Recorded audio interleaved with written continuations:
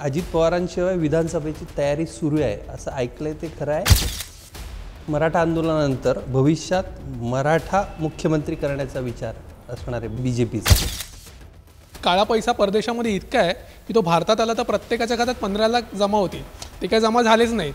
तसंच संविधानाचं होतं, बदलणार नाहीच होतं, तरी पण बोलायचं आपलं. असं आहे का ते? तुमचं मन मात्र महाराष्ट्रात जास्त रमत होतं. तुम्हाला दिल्लीत जायची भीती का वाटते? मोदींच्या शाळेत जायची भीती वगैरे वाटते का? नाही, मोदीजींच्या शाळेत जायची भीती नाही वाटत, पण मग राज्यामध्ये काम करताना अतिशय चांगला आनंद होतो. मी तुम्हाला म्हणतो की तुम्ही मग 50 मंत्र्यांची नावं सांगा, मी तुम्हाला लिहून देतो की तुम्ही नावं नाही सांगू शकणार. माझा प्रयत्न एवढाच आहे की जेव्हा कोणी प्रतापगडावर जाईल तेव्हा अफजल खानाच्या कबरीचं अतिक्रमण कोणी हटवलं, माझं नाव आलं पाहिजे. रायगडावर जेव्हा जाईल तेव्हा चांदीच्या पालखीमध्ये छत्रपती शिवाजी महाराजांचा राज्याभिषेक साजरा होतो, ती 68 किलो चांदीची पालखी कोणी दिली तर ती माझं नाव आलं पाहिजे. नमस्कार, महाराष्ट्र टाइम्स ऑनलाईनमध्ये आपलं सगळ्यांचं स्वागत. लोकसभेची रणधुमाळी संपली आहे, आता विधानसभेचे वेध लागलेले. लोकसभेच्या रणधुमाळीनंतर आपल्याशी पहिल्यांदाच गप्पा मारायला, हिरव्यागार गप्पा मारायला आणि क्लासिक कॉफीसह गप्पा मारायला आले आहेत राज्याचे सांस्कृतिक आणि वनमंत्री आणि भाजपचे ज्येष्ठ नेते सुधीर मुनगंटीवार. मुनगंटीवार साहेब, आपलं स्वागत. धन्यवाद. लोकसभेची रणधुमाळी संपली, महायुतीला अपेक्षित यश आलं नाही, तर याच्यातलं लर्निंग्स काय तुम्ही बघताय? असं आहे की यश आलं नाही हे मान्यच केलं पाहिजे जर मी जागांच्या संख्येच्या अनुपातात बघितलं तर. कारण आमच्या जागा 17 आल्या, त्यांच्या 30 आणि 1 अपक्ष. जनादेशाचा जर विचार केला तर आम्हाला 2,43,50,000 आणि जानकरची मतं एकत्र केली तर 2,48,50,000 आणि महाविकास आघाडीला 2,50,00,000. पण याच्यातून आम्ही काही प्रामुख्याने 4 गोष्टी लक्षात घेतल्या पाहिजे. एक, लहानपणी ससा आणि कासवाची गोष्ट ऐकली. ससा आणि कासवाची गोष्ट आपल्या आईनी, मावशीनी, काकूनी, आजीनी याच्यासाठी सांगितली नाही की आपल्याला झोप लागावी. आपण जेव्हा मोठं होऊ तेव्हा कासवाची निरंतरता आणि सशेच्या गतीने काम करावं ही अपेक्षा होती. आणि ससा आणि कासवाची जेव्हा मी गोष्ट ऐकली तेव्हा मला नेहमी उत्सुकता असायची, पण नंतर एकदाच ससा पराभूत झाला, नंतर नेहमीच तो जिंकला. तर या कथेतून आम्ही एवढंच शिकलो की आम्ही थोडं या निवडणुकीत जरा कासवाच्याही भूमिकेत असायला हवं होतं. जेव्हा सोशल मीडियामध्ये ते खोट्या प्रचाराचा अतिरेक करत होते, उदाहरण आरक्षण बदलणार, संविधान बदलणार.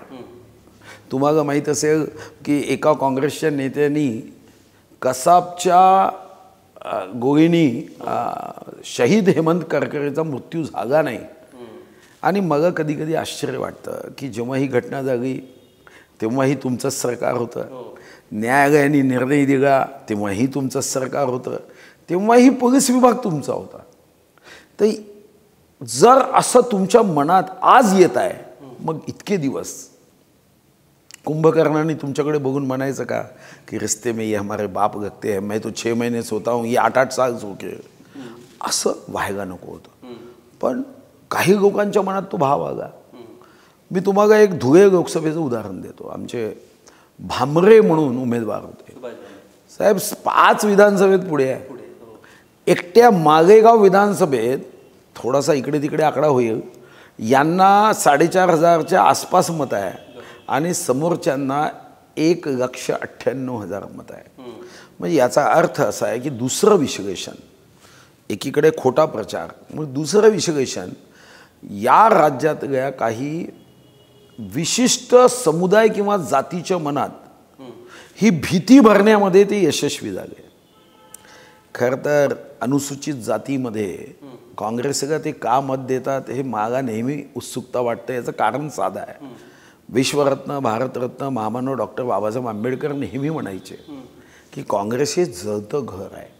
मग बाबासाहेबांना मानणाऱ्या जे कोणी अनुयायी आहे, तसा तर देशच मानतो, पण काही लोक जे विशिष्ट समुदायाचे डॉक्टर बाबासाहेबांवर एवढी श्रद्धा व्यक्त करतात, पण मतदान करताना मात्र बाबासाहेबांना सर्वात जास्त त्रास देणार आहे काँग्रेसला का करतात हे सुद्धा एक कुतूहलाचा प्रश्न आहे.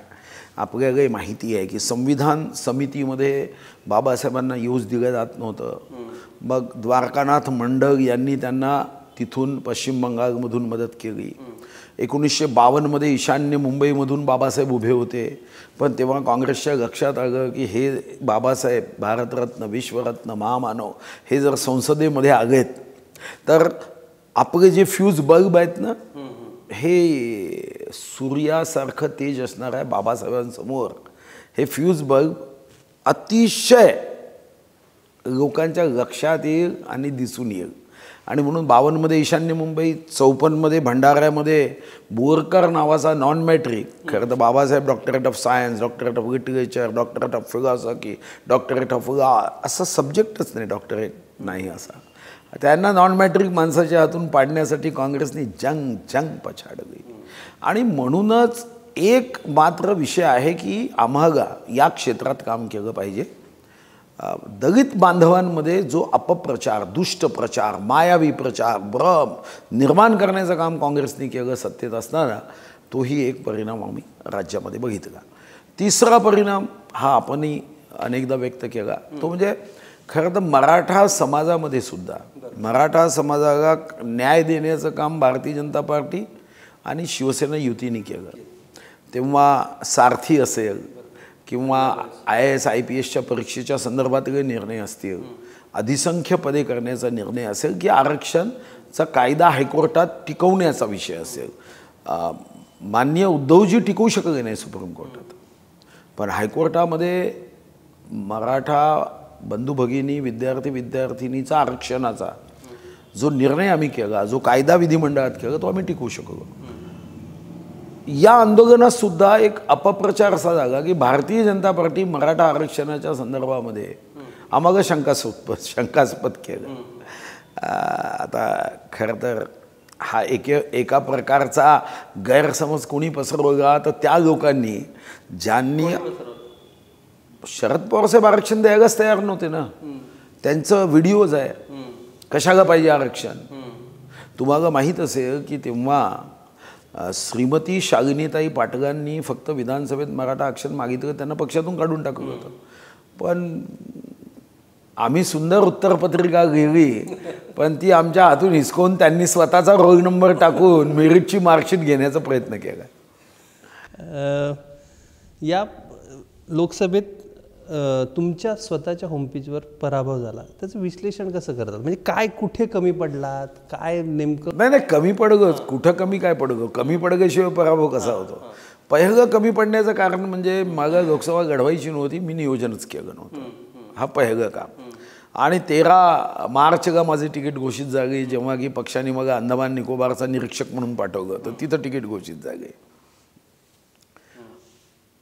त्यानंतर नियोजन हे मी आमच्या काही पदाधिकाऱ्यांना जेव्हा दिलं, तेव्हा दुसरा एक विषय होता की माझी लोकसभा 2 जिल्ह्यांमध्ये आणि 2 विभागीय आयुक्त क्षेत्रामध्ये येते. एक अमरावती डिव्हिजन येतं आणि एक नागपूर डिव्हिजन येतं. त्या 2 मतदारसंघाशी माझा काहीही संबंध नव्हता. आणि म्हणून पहिल्यांदाच एक तर निवडणूक लढवायची नाही, नियोजन झालेलं नाही, तर त्यातून काही गोष्टी या निश्चितपणे आपल्याला त्या मानसिकता जी आहे त्या विजयाच्या मानसिकतेकडे नेण्यामध्ये कमी पडल्या. मग 3 पुन्हा प्रमुख गोष्टी आल्या, जे की आरक्षण बदलणार, तर माझ्याकडे काही विशिष्ट समुदाय हे एकत्र आले, तो फटका. आमच्या समोरच्या उमेदवार कुणबी समाजाच्या होत्या, त्यांच्यामध्ये एक स्पिरिट होतं समाजाचं, तो दुसरा फटका. नंबर 3, नियोजनाच्या अभावापोटी आम्ही जिथपर्यंत पोचायला पाहिजे त्या कमी दिवसामध्ये पोचण्यामध्ये, कारण 19 एप्रिलच ती निवडणूक होती, मग कधी अमितभाईंचा डिफेक्टचा व्हिडिओ गेला, अशी म्हणजे मी तर 100 कारणं काढली आहेत, पण जी प्रमुख कारणं आहेत त्याच्यापैकी कापूस, सोयाबीन. आमच्याकडे सोयाबीन उत्पादक आहे, कापूस उत्पादक आहे.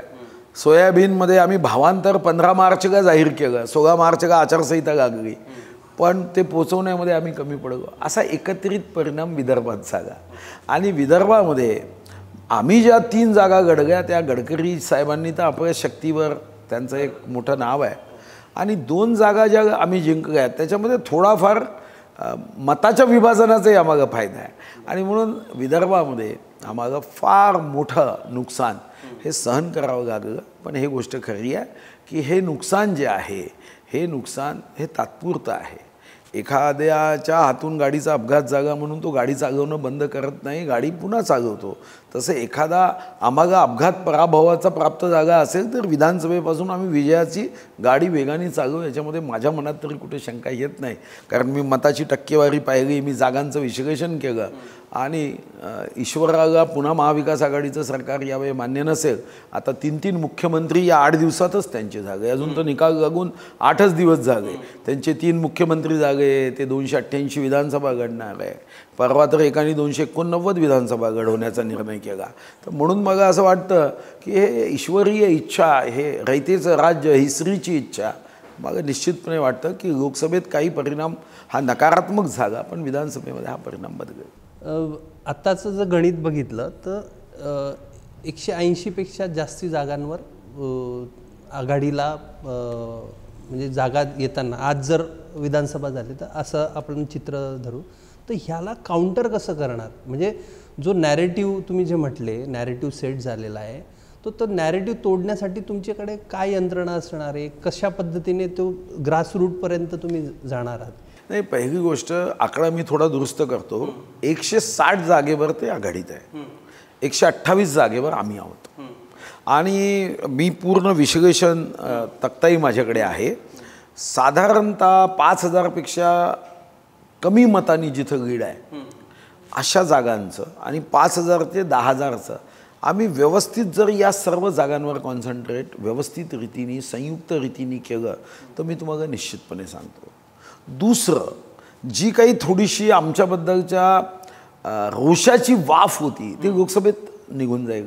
कारण लोकसभेत त्यांनी रोष व्यक्त केल्यावर त्यांच्या असं लक्षात आलं ज्यांना आम्ही मतदान केलं ते तर आज अनेक ठिकाणी निवडून आल्यानंतर ज्या पद्धतीशी सामान्य मतदारांशी वागतायत तर त्याच्या संदर्भामध्ये सुद्धा लवकरच भ्रमनिरास हा मतदारांचा होईल. नंबर 3, आम्ही जर संयुक्तपणे जागा वाटप हे अतिशय निवडणुकीच्या तोंडावर करण्याच्या ऐवजी आत्ताच आम्ही आमच्या जागा, आणि तेही जाहीरपणे नाही, चॅनलच्या माध्यमातून चर्चा संवाद नाही, ती आम्ही शांतपणे बसून केली, त्याचा सर्वे केला, त्याचं विश्लेषण केलं, तिथं असणाऱ्या मतदारांच्या वयांचं विश्लेषण, त्यांच्या मानसिकतेचं विश्लेषण. तर मला विश्वास आहे की आम्ही हारलो हे निश्चित आहे, पण पराभवातून विजयाकडे जाता येतं. साधारणतः 4च मुद्दे निवडणुकीत असतात की विजय झाला आणि तुम्ही विजय नम्रपणे स्वीकारला तर विजयातून अतिशय उत्तम नियोजनातून विजयाकडे जावं लागतं. विजय तुम्ही जर नम्रपणे स्वीकारला नाही आणि तुमचा उन्मत्तपणा जागा झाला तर विजयातून पराभवाकडे जावं लागतं. जर तुमचा पराभव झाला आणि पराभवानंतर त्यातून काही शिकलोत आपण ससा कासवाच्या गोष्टीतून, तर पराभवातून योग्य नियोजनातून आपण विजयाकडे जाऊ शकतो. आणि पराभव झाल्यानंतर खचलो आणि पुन्हा त्याच चुका केल्या, हिस्ट्री रिपीट म्हटल्यासारखं, तर मग पराभवातून पुन्हा पराभवाकडे जावं लागतं. नुकतंच ऑब्झर्व्हरमध्ये एक लेख लिहून आला, तर त्याच्यामध्ये अजित पवारांवर टीका करण्यात, म्हणजे अजित पवारांना घेतलं त्यामुळे आपल्याला नुकसान झालं आहे असं आहे. तर त्या सगळ्या ह्याच्याकडे तुम्ही कसं बघता ऑब्झर्व्हरच्या लेखाबद्दल? चक्रधर स्वामीच्या कथेसारखं बघतो. चक्रधर स्वामींनी हत्तीचं रूप काही अंधांना विचारायला सांगितलं तर प्रत्येकाच्या हातात जे हत्तीचा जो कोणता अवयव आला त्याने हत्ती कोणी लांब सांगितला, कोणी उंच सांगितला, कोणी गोल सांगितला, कोणी जाड सांगितला. निवडणुकीच्या विश्लेषणाचं असंच आहे. तुम्ही तुमच्या दृष्टीने, तुमचं विजन, तुमची नजर, तुमचा अनुभव या किंवा तुमच्या आसपासचे लोक तुम्हाला ज्या पद्धतीचं फीडिंग करतात त्या पद्धतीने तुमचा निष्कर्ष निघतो. तो निष्कर्ष खराही असू शकतो, तो निष्कर्ष अंशतःही खरा असू शकतो किंवा तो निष्कर्ष चुकीच्या मोजमापावर असू शकतो. अनेकदा असं होतं की माकडास पुच्छतीनं हत्तीस दंतसहा. आता याचे अर्थ अनेकांनी आपापल्या पद्धतीने गावलं. एकाने म्हटलं माकडास पुच्छतीनं, अरे 3 पुच्छ कसे असू शकतात? हत्तीस दंतसहा, 6 दात कसे असू शकतात? पण त्याचं विश्लेषण जेव्हा एकाने करून दाखवलं की माकडास पुच्छ 3 हत्तीस दंतसहा, 3 हत्तींना 6 दात आहे, मग काय चुक, माकडागा एक पुच्छ आहे. तर विश्लेषणाचं अनेकदा असं होतं की या विश्लेषणामध्ये विश्लेषण करताना तुम्ही तुमचं जे काही इनपुट टाकता तो काही अंशी खरा असू शकतो, पण मग त्याचं योग्य विश्लेषण एखादा या बदल्या अनुभवी नेत्यांनी करायचं असतं. जसं एखाद्या ठिकाणी एखादा आरोपी जेव्हा पळून गेल्यावर तिथं ज्यांनी बघितला त्याच्याकडून मग तू कसा दिसत होता, मग तू कोणी दाढी सांगतो, त्याची मुशी, मग तू त्या पद्धतीने एक अंदाजे त्याचा चेहरा तयार करतो. तसा विश्लेषणाचा चेहरा हा 10 लोकांच्या माहितीवरून आपल्याला तयार करावा लागतो आणि ते करण्याचं काम भारतीय जनता पार्टीची कोर टीम निश्चितपणे करेल. अजित पवारांवरनंच हे करतो की अशी चर्चा चालली आहे की अजित पवारांना साईडला ठेवून तुमचं जागा वाटप तुम्ही म्हटलात की जागा वाटप असंच होईल की अजित पवारांना वेगळं ठेवून भाजप आणि शिवसेना अशी जागा वाटप करेल, ते ह्यात काय तथ्य आहे? आज तर काहीच तथ्य नाही, कारण आज अजून जागा वाटप नाही. तुम्ही म्हटलात की जागा वाटप आपण लवकर करूया किंवा त्या ह्याच्या, आज तर जागा वाटपाची तारीखच ठरली नाही. लवकर करूया याचा अर्थ ऑक्टोबरमध्ये निवडणूक होत असेल तर ऑगस्टमध्ये करावं. लवकर म्हणजे उद्याच करावं असं अपेक्षित नाही आहे, त्याचेही मग दुष्परिणाम होतील. त्यामुळे जागा वाटप हे ऑगस्टमध्ये करावं, म्हणजे सप्टेंबर ऑक्टोबर हे 2 महिने किंवा 1.5 महिना, किंवा निवडणूक आयोगाने जर जसं मागच्या निवडणुकीत झारखंडची निवडणूक उशिरा घेतली होती, 5 टप्प्यामध्ये घेतली होती, तसं उद्या जर महाराष्ट्रामध्ये त्यांना नोव्हेंबरमध्ये निवडणूक घ्यायची असेल तर ती घेता येईल. कारण आमची मागची जी काही आपली सरकार स्थापन झालं ते 28 नोव्हेंबर 2019ला माननीय उद्धवजींनी शपथ घेतली होती आणि 30 नोव्हेंबर आणि 1 डिसेंबरला आमचं पहिलं अधिवेशन झालं आणि दुसरं अधिवेशन 16 डिसेंबरपासून झालं. म्हणजे मला व्यक्तिगत रीतीने वाटतं की 1 डिसेंबरच्या अगोदर आपल्याला या निवडणूक आयोगांना घेण्याची संधी आहे. आता प्रश्न एवढाच आहे की मागच्या वेळी हरियाणा महाराष्ट्र अगोदर झालं, झारखंड हे नंतर झालं. मग आत्ता तिन्ही निवडणुका एकत्र घेताना झारखंड अलग घेण्याची आवश्यकता नाही, तर मग आपल्याला थोडासा कालावधी बऱ्यापैकी असू शकतो. सुधीर भाऊ, तुम्ही आता ससा कासवाची गोष्ट सांगितली, त्यात तो जो ससा होता त्याने शेवटी मान्य केलं होतं की मी झोपलो म्हणून माझा पराभव झाला. तुम्ही मात्र आता सांगताना समोरच्यांनी अपप्रचार केला, समोरच्यांनी गैरसमज पसरवला, समोरच्यांनी डीपफेक सांगितलं, भाजपचं काहीतरी चुकलं असेल ना, तुम्ही काय विश्लेषण केलं त्याचं? मी तेच सांगितलं की त्यांनी जेव्हा हे केलं त्याचं आम्ही उत्तर देत बसलो नाही. आमची अडचण अशी झाली की ते सोशल मीडियाची तलवार घेऊन वार करत होते आणि आम्ही मात्र पूर्ण वेळ ढाल घेऊन तो वार वाचवण्याचा प्रयत्न करत राहिलो. खरं तर तेव्हा आम्हीसुद्धा एका हातामध्ये त्यांच्या सोशल मीडियाचा खोटा प्रचार आणि ती जी काही सोशल मीडियाची तलवार होती ते एका हाताने ढालीने अडवायची होती आणि दुसऱ्या हाताने सोशल मीडियाच्या तलवारीच्या माध्यमातून आम्ही सत्य कथन लोकांच्या हृदयापर्यंत पोचवायचं होतं. तिथं मात्र आम्ही कमी पडलो. आणि मी असं म्हणतच नाही, शेवटी जेव्हा पराभव होतो तेव्हा कुठंतरी आमच्या उणिवा असतील, दोष असतील, आम्ही कुठंतरी कमी असू म्हणूनच आम्ही मागे पडतो ना. म्हणून मी असं म्हणतच नाही आहे की आमची उणीव कोणतीच नव्हती. माझी व्यक्तिगत स्वतःची उणीव होती, काही आमच्या संघटनेच्या उणीवा राहिल्या, आम्ही प्रचारामध्ये योग्य पद्धतीने समर्पक उत्तर देण्यामध्ये कमी पडलो, लोकांच्या हृदयापर्यंत पोचवण्यामध्ये कमी पडलो, काही निर्णय आम्ही उशिरा घेतले त्याचे परिणाम. सोयाबीन भावांतर आम्ही 15 मार्चला निर्णय घेतला, पण अंमलबजावणीमध्ये उशीर झाल्याबरोबर लोक नाराज झाले. कधी याचा विचार आम्हाला आता येणाऱ्या कालावधीत निर्णय घेतल्यावर त्याची अंमलबजावणी वेगाने कशी करता येईल. निर्णय एकनाथ शिंदेजींच्या नेतृत्वात देवेंद्रजी आणि अजितदादांच्या सहकार्यामध्ये उत्तम निर्णय झाले. मी तुम्हाला या महायुतीचा एक घटक आहे म्हणून नाही सांगत. मी 30 वर्ष या विधानसभेचा एक सदस्य म्हणून काम केलं आहे, सक्रियपणे काम केलं आहे. म्हणजे विधानसभेचा एखादा दुखादा दिवस अपवास सोडला तर असा एकही दिवस नाही रेकॉर्डमध्ये की मी संसदीय आयुधाचा उपयोग केला नाही. पण आमच्या उणीवा तर असल्याशिवाय असं कसं होईल. आमच्या चुका झाल्या आणि त्या चुका याच आहे की आम्ही ढाल घेऊन राहिलो, ते सोशल मीडियाचे वार करत राहिलो, आम्ही फक्त चुकवत राहिलो. पण आम्ही एका हातात जर तलवार घेतली असती किंवा ज्याला मी आता राज्यशस्त्र केलं तो दांडपट्टा घेतला असता तर कदाचित मीही जिंकलो असतो आणि हेही जिंकले असते. पण आमच्या त्या कमतरता आहे. हल्ली कोणी नगरसेवक झाला, आमदार झालं की लगेच त्यांना दिल्लीचे वेध लागतात. तुमचं मन मात्र महाराष्ट्रात जास्त रमत होतं. तुम्हाला दिल्लीत जायची भीती का वाटते? मोदींच्या शाळेत जायची भीती वगैरे वाटते का? नाही, मोदीजींच्या शाळेत जायची भीती नाही वाटत, पण मग राज्यामध्ये काम करताना अतिशय चांगला आनंद होतो आणि तो आनंद होत सगळ्यांनी. मग जसं एखादा शाकाहारी असेल त्याला कितीही मागडा मासा त्याच्या ताटात टाकला तरी आनंद होत नाही, याचा अर्थ त्या माशाची किंमत कमी होत नाही. पण मग कोणी विचारलं तर मी शाकाहारी आहे, मग तू बटाट्याची भाजी खाऊ घातली तर ते मग आनंद देणारी आहे.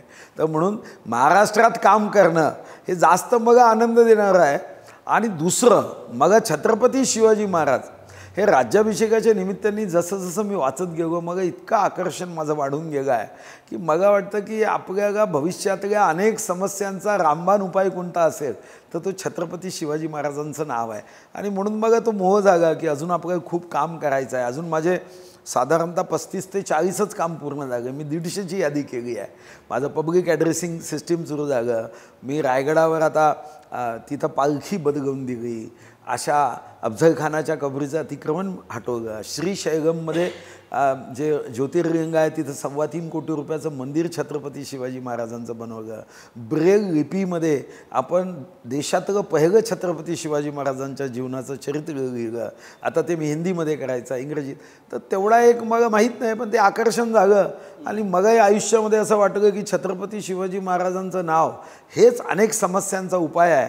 आज जे आम्ही म्हणतो की पिढी बदलली, जनरेशन बदलली, मैं और मेरा परिवार, बाकी सारी दुनिया बेकार, man is a social animal, इथून man is a selfish animal, या सर्व सामाजिक प्रश्नाचा जर रामबाण उपाय असेल तर छत्रपती शिवाजी महाराज. जातीपातीचं राजकारण झालं जेव्हा की जात कधीच उंबरठ्याच्या बाहेर नसायची, उंबरठ्याच्या आत असायची, फक्त विवाहापुरती बेटी व्यवहारापुरती मर्यादित असायची. आज जात किती पुढे गेली. म्हणजे परवा मग एका ठिकाणी एक जण सांगत होता की त्या जातीच्या डॉक्टरांनी बैठक घेतली आणि सांगितलं की रेडिओलॉजिस्ट जो आपल्या जातीचा आहे त्याच्याचकडे आपण पेशंट पाठवायचे. तर ही काही या देशासाठी उत्तम घटना नाही आहे. आपण सार्वजनिक जीवनामध्ये कधीच जात पाहत नाही. तुम्ही मग प्रश्न विचारताना मी कोणत्या जातीचा आहे हे बघून तर प्रश्न कधी विचारला नाही. पण राजकारणामध्ये काही स्वार्थी राजकीय नेत्यांनी जात इतकी जास्त वापरायचा सुरुवात केली. त्यांना माहीत होतं की याच्याशिवाय आम्हाला पर्याय नाही, हा शॉर्टकट आहे. आणि हा शॉर्टकट जसं एखादा नकली मुख्यमंत्र्याचं पत्र घेऊन नोकरी लागतो तसा हा शॉर्टकट आहे. तुम्ही आता एक आकडेवारी मांडली सुधीर भाऊ की मतांचा तुम्ही फरक सांगितलात की 2.5 कोटी आणि एवढाच फरक आहे. पण आपण 2019चा विचार केला ना तर तुमचा जवळपास 51% तुमचं NDAचं मतदान होतं. ते आता जवळपास 43-44% म्हणजे महाविकास आघाडीच्या आसपास आहे. तर जवळपास हा 8% फरक आहे तो खाली आला आहे. आणि जी काँग्रेस राष्ट्रवादी जी त्यावेळेला 32% आसपास होती तिने थेट 11% मजल मारले उद्धव ठाकरेंना घेऊन. तुमचं ॲरिथमेटिक चुकलं का? म्हणजे हे जे 2 पक्ष फुटले, फडणवीस स्वतः म्हणत होते मी पुन्हा येईन म्हणालो आणि 2 पक्ष फोडून आलो. तर हे जे फोडाफोडीचं गणित आहे ते तुमचं कुठे चुकलं का असं तुम्हाला वाटतं का? हे असं आहे की त्या परिस्थितीमध्ये आपण कोणता निर्णय योग्य आहे तो स्वीकारतो. भविष्यामध्ये केलेला निर्णय, जसं आपण खूप वर्षापूर्वी बेल बॉटम पॅन्ट घालायचो तर बेल बॉटम हा पॅन्ट शिवणं हे आपलं चुकलं नाही, कारण त्यावेळची ती आवश्यकता होती. आज कुणी बेल बॉटम नाही दिसत. म्हणजे तेव्हा तर स्वच्छता कर्मचाऱ्यांची आवश्यकता राहत नव्हती असा बेल बॉटम असायचा. प्रत्येक निर्णय हा चुकला का हे तर काळाच्या ओघामध्ये त्याचं धीरे धीरे विश्लेषण करून मग तिथपर्यंत पोचावं लागतं. काही निर्णयाबद्दल आपण फार लवकर त्या निर्णयाचं विश्लेषण करतो. आणि म्हणून तुम्ही म्हणालात की 19मध्ये आम्हाला जनतेने मतं दिली. 19मध्ये भाजप आणि शिवसेना आम्हाला 2,30,58,525 मतं होती. आता असं आहे की 161 विधानसभा आम्ही जिंकलोत. आत्ता माननीय उद्धवजींनी जेव्हा सत्तेसाठी युतीचा विश्वासघात केला, जनादेशाचा विश्वासघात केला आणि नंतर ज्या पद्धतीने त्यांची वर्तणूक, त्यांचा शब्दाचा उपयोग, त्यांची सूड घेण्याची भावना सुरू झाली. तुम्ही बघा, खरं तर नारायण राणेसाहेब केंद्रीय मंत्री एक पांडे नावाचे अधिकारी त्यांना अटक करायला पाठवतात आणि जे सेक्शन गावतात ते सेक्शन वाचून काढा, तुमच्या लक्षात येईल. हनुमान चालीसा मी वाचणार नाही असं म्हटल्यानंतर सुद्धा खासदार त्यांना तुम्ही 14 दिवस जेलमध्ये टाकता. एक नेव्हीचा अधिकारी फक्त तुमच्या विरुद्ध काहीतरी छोटी कॉमेंट करतो म्हणून त्यांचा तुम्ही डोळा फोडता आणि त्याचं समर्थन करता. आजच्या खासदार, आजच्या नेत्या आणि अगोदरच्या अभिनेत्या यांनी फक्त तुमच्याबद्दल एक वाक्य वापरलं म्हणून त्यांच्या ऑफिसवर जगामध्ये या शतकात अतिशय वेगाने झालेलं ते सरकारी काम होतं की तुम्ही जाऊन त्यांचा ऑफिसचं कार्यालय तोडण्याचा प्रयत्न करता. हा जो भाव आहे हा जर थांबवला नसता तर अजून यापेक्षा अतिशय मोठ्या घटना घडल्या असत्या. पण त्याचं तुम्हाला नुकसान झालं तर नाही, आम्हाला कशाचं आता नुकसान आहे? सरकार आहे. ह्याच्यामध्ये म्हणजे फोडाफोडी झाली, तुम्ही ते रोखण्यासाठी फोडीने आम्ही मागे पडलो नाही, ते रोखण्यासाठी तुम्ही शिंदेंना बरोबर घेतलं, अजित पवारांना बरोबर घेतलं आणि त्याचं नुकसान ते आता ह्या लोकसभेमध्ये होतं. असा एकही मतदार तुम्हाला म्हणताना दिसणार नाही की शिंदे साहेबांना आम्ही घेतलं. म्हणजे आता तुमच्या चॅनल्सचे शेकडो नाही हजारो व्हिडिओ इंटरव्ह्यूचे आहे. मागा तुम्ही एखादा मतदार असं सांगा की एकनाथ शिंदे साहेबांच्या सोबत आम्ही राज्य निर्माण केलं म्हणून आमचा भाजपला राग आहे, भाजपनी काँग्रेससोबत किंवा शरद पवारांसोबत जायला हवं होतं, असं एक वाक्य फक्त दाखवा बरं जरा. म्हणजे ही एक परसेप्शन करण्यात आलं. खरं तर राग उद्धवजींचा यायला हवा, कारण उद्धवजी काँग्रेस राष्ट्रवादीसोबत गेले आणि म्हणून तुम्ही विश्लेषण करताना एक गोष्ट विसरू नका, 21 जागांपैकी त्यांच्या 9 जागा आल्या. म्हणजे तुमच्यापैकी अनेक चॅनल्सचे आमचे काही मित्र असे म्हणायचे की त्यांना सहानुभूती मिळेल. कोकणामध्ये साफ झाले त्यांची हक्काजी. कोकण म्हटलं की कोकणाचा पर्यायी शब्द म्हणजे शिवसेना होती.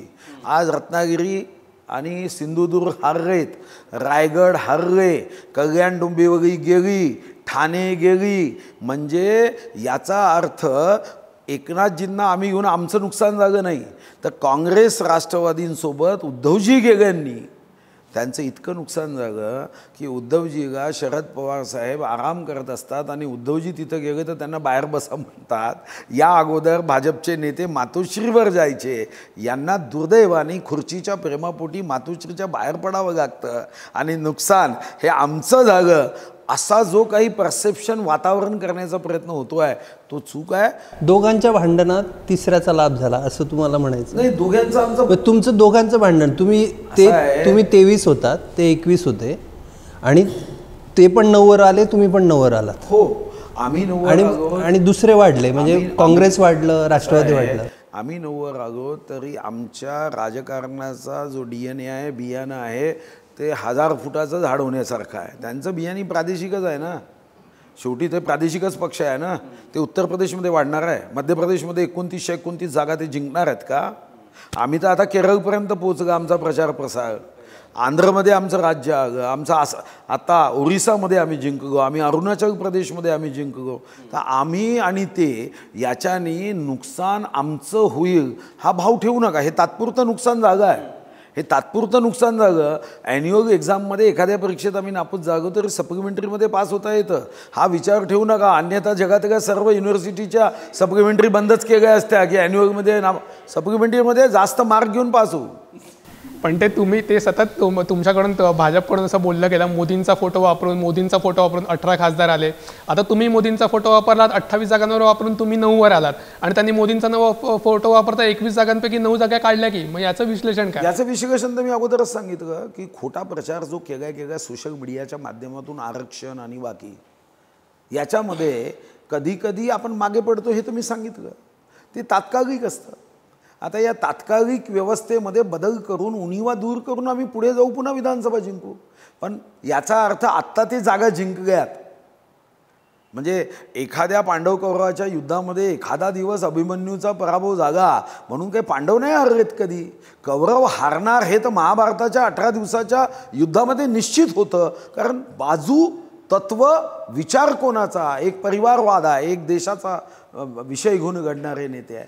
मग एखादा दिवस युद्धातला 18 दिवसापैकी एखादा दिवस पांडव मागे लागले म्हणजे असं कोणी कौरवी सेनेमध्ये असा आनंद कोणी करू नये की आता आम्ही हे युद्ध जिंकलो.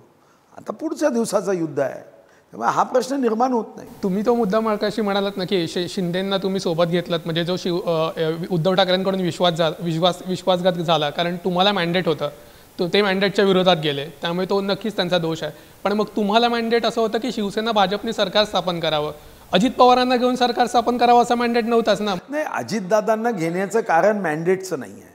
अजितदादांना घेण्याचं कारण हे दूरदृष्टी आहे, हे दूरदृष्टीचं आहे. शेवटी शरद पवार साहेबांचं जे राजकारण आहे त्याला काहीतरी उत्तर देणं हे अतिशय गरजेचं होतं. पण तरीही राष्ट्रवादीचे लोक जेव्हा म्हणतात तेव्हा मग आश्चर्य होतं. म्हणाले भाजप पक्ष फोडतो, आणि तुम्ही आत्तापर्यंत काय केलं, पक्ष जोडले. तुम्ही तर गोपीनाथ मुंडे साहेब आमचे नेते स्वर्गीय गोपीनाथजीचं घर फोडलं. तुम्ही माननीय भुजबळ साहेबांना तिथून बाहेर कोणी काढलं होतं. तुम्ही स्वतःचा काँग्रेस फोडगा. तुम्ही आजही बघा, तुम्ही 10 जूनला त्यांची स्थापना झाली 1999मध्ये, आणि 25 मेला काँग्रेसनी म्हणजे सोनियाजींनी 3 नेत्याची हकालपट्टी केली होती, संगमाजी, तारिक अनवरजी आणि शरद पवारजीची. Get out. 10 जूनला तुम्ही पक्ष केला. तुम्ही आजही त्यांची 25 जून 1999ची पत्रकार परिषद ऐका बरं. किती निम्न स्तरावर ते काँग्रेसवर टीका केली. तुम्हाला ते चालतं, तुम्ही पक्ष फोडणं चालतं, पण आम्ही मात्र अजितदादाला घेतल्यावर आकाशाचा एक तुकडा शिल्लक ठेवत नाही खालती पाडण्यापासून. हे खोटं बोलणं जे जमतं ना, हे मला वाटते यांच्या सिलेबसमध्ये जोसेफ गोबल्सचं पुस्तक असलं पाहिजे, पॉलिटिकल सिलेबसमध्ये. आणि म्हणून जो हिटलरचा जो प्रचार प्रसार प्रमुख होता, तो नेहमी म्हणायचा की 3दा खोटं बोलत 4थ्यांदा खरं वाटतं. सुधीर भाऊ, मला एक विचारायचं आहे की आता सगळं हे बघता, म्हणजे लर्निंग्स मी तुम्हाला विचारलं तर भाजपाचे दरवाजे आता बाहेरून येणाऱ्यांसाठी बंद आहे, कडी लावली आहे, त्याला कुलूप लावलं आहे, असं काही झालं आहे का? ते येतीलच आणि परत हे होतं, त्याच्याने परसेप्शन वेगळं होतं आहे. नाही, परसेप्शन काही अंशी तुम्ही म्हणालात त्याच्याशी मी सहमत आहे. पण याचा अर्थ एक तर भारतीय जनता पार्टीचे दरवाजे बंद केले, खिडक्या सुरू केल्या, झरोके सुरू केले, हा विषय नसतो. दुसरं, कोणताही राजकीय पक्ष म्हणजे प्रायव्हेट लिमिटेड कंपनी नाही की याचे शेअर आहे, त्याचे शेअर आहे, याची इक्विटी आहे, डिव्हिडंड द्या, लाभांश द्या, असं कधी नसतं. हा विचार आहे. हा विचार कोणता आहे? हा विचार आहे प्रणाम करो इस धरती को जिसने हमको जन्म दिया. हा विचार आहे नमस्ते सदा वत्सले मातृभूमी. हा विचार आहे नमो मातृभूमी जिथे जन्मलो मी, नमो आर्यभूमी जिथे वाढलो मी, नमो पुण्यभूमी जे साचं कामी, पडो देह माझा सदा ती नमे. आता मला सांगा, प्रभू राम शक्तिशाली होते, मग विभीषणाला प्रवेश का दिला? कारण रावणी अहंकार एवढा वाढला होता. आता एखादा राष्ट्रवादीचा शरद पवार गटाचा म्हणे प्रभू रामाने घर फोडलं. अरे त्यांनी प्रभू रामाने घर थोडी फोडलं. जेव्हा रावणाचा अहंकार इतका मोठा झाला तर रावणाच्या सख्या भावाला प्रभू रामाने आपल्या मदतीला घेतलं. अशी तर छत्रपती शिवाजी महाराजांमध्ये उदाहरण. उद्या कोणी म्हणा प्रभू रामाने आपले दरवाजे बंद का केले नाही, रावणाचा लंकेमध्ये असणाऱ्यांना का प्रवेश दिला? तर कधी कधी आपातकाळ, तात्कालिक परिस्थिती हे करत असताना आमचे आदर्श जर छत्रपती शिवाजी महाराज असेल तर योग्य क्षणी काही निर्णय करावे लागतात. असं थोडी आहे आता दरवाजा बंदच करून टाका, आता कोणालाही प्रवेश द्यायचा नाही. चांगलाही माणूस असेल, एखाद्या त्या पक्षातला विभीषण असेल तरी तुम्ही प्रवेश देऊ नका आणि रावणी अहंकार तसाच पणपू द्या, असं कसं होणार आहे?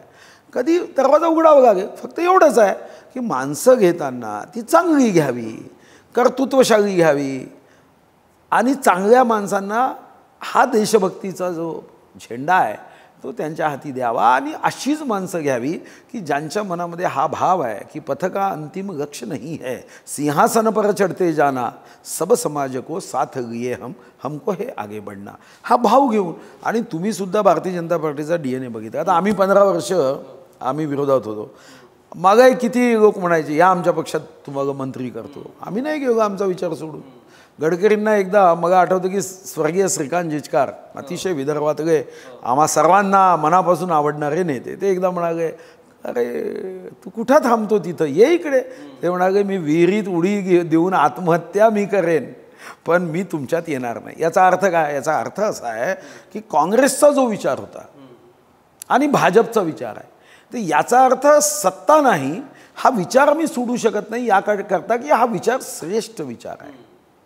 हा विचार जो आहे हा विचार देशासाठी वंदे मातरम बनणाऱ्यांचा विचार आहे, म्हणून आम्ही सोडत नाही. पण या विचाराला ग्रहण करण्यासाठी जर उद्या काँग्रेसचे, राष्ट्रवादीचे, उद्धव ठाकरे साहेबांचे लोक येत असतील तर आम्ही दरवाजा बंद करायचा का? असं कधीच होत नाही, असं कधीच होत नाही. मग त्याच्याने म्हणजे अजित पवारांना तुम्ही घेतलं, म्हणजे तिथे मोदींनी टीका केली, त्याच्या तिसऱ्या दिवशीच ते एकत्र इकडे प्रवेश केला. नंतर आदर्शच्या बाबतीत नांदेडमध्ये तुम्हाला नुकसान झालं. यामुळे परसेप्शन क्रिएट होतं आहे आणि ते परसेप्शन क्रिएट होऊ नये म्हणून खबरदारीचा उपाय म्हणून भाजप असं काही करणार आहे का? म्हणजे तुम्ही म्हटले शालीन त्यांनी काही केलं नसावं, तर हे केलेले होते, त्यांच्यावर आरोप होते आणि त्यांना तुम्ही घेतलं, तर त्याच्यामुळे मी हा प्रश्न विचारला. मला असं वाटतं की याचं विश्लेषण हे स्वतंत्रपणेच भाजप करताय, पहिली गोष्ट. दुसरी गोष्ट, एकदा घेतल्यानंतर असा भाव मनात आणणंच चुकीचं आहे. तुम्ही मग घेताना तुम्ही घ्यायचं आणि मग कारण नसताना तेही आपापल्या स्थानावर मोठे नेते आहे ना, ते ठीक आहे. त्यांच्यावर आरोप केले तेव्हाच त्यांची बाजू घेऊन शरद पवार साहेब म्हणायचे खूप प्रामाणिक आहे, प्रामाणिक आहे, प्रामाणिक आहे. आता आम्ही थोडासा शरद पवार साहेबांवर विश्वास ठेवला की ते प्रामाणिक आहे, प्रामाणिक आहे, तर आता तेच म्हणताय. म्हणजे मग आम्ही आरोप केला, आम्ही असं नाही म्हणतो ते असं तपासा. आता तुम्हीच क्लीन चिट दिली, अजितदादांना ACBची क्लीन चिट कोणी दिली? कोणी दिली? मोदीजींनी दिली, देवेंद्रजींनी दिली. क्लीन चिट उद्धवजींनी दिली. आता ते आमच्यामध्ये आले तर मग ते बरोबर आहे, तुमचा असेल तर तो बाब्या दुसऱ्याचा कार्ट, हे काही सांगलं नाही. तुम्ही आता असं म्हणालात की योग्य वेळी योग्य निर्णय काही घ्यावे लागतात. विधानसभा निवडणुका आता येऊन ठेपलेल्या आहेत. राज ठाकरेंना सोबत घेणार का विधानसभेमध्ये? महायुतीमध्ये राज ठाकरे जसे योग्य वेळी योग्य निर्णय घ्यावे लागतात तसं योग्य वेळी ते सांगावं लागतं. ते आज सांगण्याची आवश्यकता मला नाही वाटत. आणि आता 27 जूनपासून जे विधानसभेचं आपलं अधिवेशन सुरू होते, त्याच्या आधी राज्य मंत्रिमंडळाचा विस्तार आहे तो होणार का? एक गोष्ट मी नक्की सांगेन की हे प्रश्न तुम्हीही आम्हाला कधी विचारू नका आणि याचं उत्तर आम्हीही तुम्हाला कधीच देऊ नये. म्हणजे हे प्रश्न तर माझी विनंती आहे की तुम्ही आमच्यापैकी दुसऱ्या मोठ्या नेत्यांनाही विचारू नका. कारण याच्यातून होत काय आहे, जर तुम्ही गेल्या काही वर्षामध्ये 2-2.5 वर्षामध्ये आमचं सरकार आहे, तुम्ही इतकेदा प्रश्न विचारले आणि इतकेदा त्याची उत्तरं तारखा आल्या की आता लोकांना त्याच्यावरचा विश्वासच कमी झाला. म्हणून समजा मी उद्या तारीख सांगितली ना तरी लोक आमचे आमदार एवढे निश्चिंत राहतील. आता त्यांना त्यांच्या मनामध्ये कारण नसताना जेव्हा व्हायचा तेव्हा तारीखही सांगू, नावही सांगू, स्थानही सांगू आणि निमंत्रण पासही तेव्हा देऊ. विधानसभा निवडणुका समोर ठेवून हा जो विस्तार आहे तो होत नाही आहे का? नाही, असं आहे, मी याचं सर्वंकष चर्चा होते. अशी भावनेत किंवा TV चॅनलवर मंत्रिमंडळाचा विस्तार रखडला ही बातमी ऐकून बघून कधीच मंत्रिमंडळ विस्तार होत नाही. प्रत्येकाला आपलं एक विश्लेषण असतं, विश्लेषणानुसार ते केलं जातं. आता आमचे जे वरिष्ठ नेते आहे ते योग्य विश्लेषण करतील आणि त्या दृष्टीने योग्य निर्णय करतील. पण त्याचं उत्तर हे काही आज देणं हे मला योग्यही वाटत नाही, संयुक्तिकही वाटत नाही. सर, विधानसभा निवडणुकी संदर्भातला प्रश्न आहे. आता तुम्ही आता काही महिन्यात विधानसभा निवडणुकी लागतील, तर त्याविषयी तुम्ही काय ॲनालिसिस केलं आणि तुम्हाला काय वाटतं महायुतीला किती जागा मिळतील विधानसभेत? नाही, महायुतीला किती जागा मिळतील हे 3 दिवसाचा ॲनालिसिस कोणी सांगू शकत नाही. पण महायुतीचं सरकार येईल का हे मी एक साधारणतः अनुभवावरून, तर एक अंदाज असेल ना जागा किती येतील? मी पुन्हा सांगतोय, जागा किती हा अंदाज तर संपूर्ण आमचं विश्लेषण जेव्हा होईल एक जागेचं, त्या जागेचं, म्हणजे उद्या समजा मग तुम्ही विचारलं की आम्ही विश्लेषण करायचं आहे आत्ता किती जागा आमच्या आहे आणि किती जागेंवर आम्ही जिंकू शकतो, तर आत्ता 5000पर्यंत आघाडी 18 जागांवर पुढे आहे. आम्ही 18 जागा कॉन्सन्ट्रेट करू शकतो, याच्यामध्ये खूप मोठा बदल करू शकतो. 5 ते 10,000पर्यंत 19 जागा आघाडीच्या पुढे आहे, म्हणजे 37 जागांवर आम्ही कॉन्सन्ट्रेट करू शकतो. आता या आमच्या जागा टिकवत या 37 जागा कॉन्सन्ट्रेट करते. आता मी अशा काही जागा त्यांच्या ज्या 220नी पुढे आहे, 225नी पुढे आहे, 280नी पुढे आहे, माझ्याकडे पूर्ण आकडे आहे. समजा महाविकास आघाडी आहे आणि महाविकास आघाडीच्या या जागा जर आम्ही कॉन्सन्ट्रेट केलं, उदाहरण जर द्यायचं असेल तर आता सोलापूर मध्य शहर आहे 796नी पुढे आहे, डहाणूमध्ये ते 882नी पुढे आहे, मागाड पश्चिममध्ये 935नी पुढे आहे, भोकरदनमध्ये 962नी पुढे आहे, देगलूर अनुसूचित जाती 1180नी पुढे आहे. आता या जागा तुम्हाला नाही वाटत व्यक्तिगत रीतीने की 900 मतं आम्ही बदललं तर काम होऊ शकतं? तर याचं विश्लेषण चालू आहे. हे विश्लेषण व्यवस्थित रीतीने केले, ज्या उणिवा आहे त्या दूर केल्या आणि आता ज्या पद्धतीने हे आम्हाला जागांचं बोनस देण्यासाठी बिचारे मनापासून प्रयत्न करत आहे की प्रत्येक पक्ष महाविकास आघाडीचा 288 जागा मागताय, तर हा जो यांचा मनापासून देशहितासाठी जो प्रयत्न आहे तो प्रयत्न जर असाच पुढे सुरू राहिला की महाविकास आघाडीमधली युती म्हणजे महाविकास आघाडीमध्ये भानगडी तयार व्हाव्या तर अजून आम्हाला बोनस जागा मिळू शकतील. आणि लोकसभा आणि विधानसभेमध्ये फरक आहे कारण त्यांच्यामध्येही स्पर्धा असणार आहे. तुम्हाला गॅरंटी होती की हा प्रश्न विचारला जाईल म्हणून तुम्ही सर्व काही सोबत नाही, मी ठेवलं त्याच्यासाठी आलं नाही. माझी सकाळी मीटिंग होती, त्या मीटिंगमध्ये ही सर्व कागद मी घेऊन गेलो कारण त्या ठिकाणी काही विश्लेषण करणाऱ्यांसोबत एक बैठक होती. तुमच्यासाठी ही कागद नाही, नेहमी राहते. भाऊ, स्मार्ट प्रीपेड वीज मीटरमध्ये एकंदरीत महावितरण लावतं आहे राज्यामध्ये. शेतकऱ्यांमध्ये किंवा एकंदरीतच ग्राहकांमध्ये फार मोठा रोष आहे. काल असं आहे, त्याला पूर्णपणे स्थगिती दिली. भारत सरकारने जुलै 2020मध्ये साधारणतः वितरण हानी शून्य व्हावी या दृष्टीने हा विचार केला होता. पण जेव्हा आपल्या असं लक्षात आलं की या ठिकाणी गैरसमज पसरवल्या जात आहे की कोणी म्हणत आहे हे प्रीपेड मीटर आहे, मग त्याच्यातून शंका उपस्थित केली हे प्रीपेड नव्हतेच, हे पोस्टपेडच होते. पण प्रीपेड मीटर आहे, अचानकपणे तुम्ही पैसे भरले नाही, रात्री तुमची लाईट गेली तर तुम्ही कसे पैसे भराल वगैरे अशा खूप शंका केल्यात. खरं तर हे फुल प्रूफ होतं. पण शेवटी आपण रामायणामधलं उदाहरण घेतलं पाहिजे की मा सीतेलासुद्धा शंका उपस्थित केली तर अग्निपरीक्षा द्यावी लागते. तर मग आम्ही देवेंद्रजींना विनंती केली की कारण नसताना जर लोकांना ही भूमिका पटत नसेल तर ताबडतोब या निर्णयाला स्थगिती द्यावी आणि माननीय देवेंद्रजींनी त्याला स्थगिती दिली. त्यामुळे तुमच्या माध्यमातून, महाराष्ट्र टाइम्सच्या माध्यमातून महाराष्ट्राच्या जनतेला मी आवाहन करतो आहे की असे गैरसमज पसरवणाऱ्यांपासून सावध राहा. पोस्टपेड प्रीपेड कोणतंही स्मार्ट मीटर लावायला स्थगिती देण्यात आली आहे. आणि तुम्हाला जर असं कुठं आपल्या भागात जाणवलं तर स्थानिक आमदारांना तुम्ही निश्चितपणे भेटा. मान्य देवेंद्रजींनी स्थगिती दिली आहे. फक्त सरकारी कार्यालयामध्ये हे मीटर लागणार आहे. फक्त सरकारी कार्यालयामध्ये योग्य नियोजन व्हावं म्हणून हे मीटर लागणार आहे. दर तासात तुम्ही जेवढे लाईट सुरू ठेवले, फॅन सुरू ठेवले, AC सुरू ठेवले, ही सर्व माहिती स्मार्टली तुमच्यापर्यंत पोहोचू शकेल.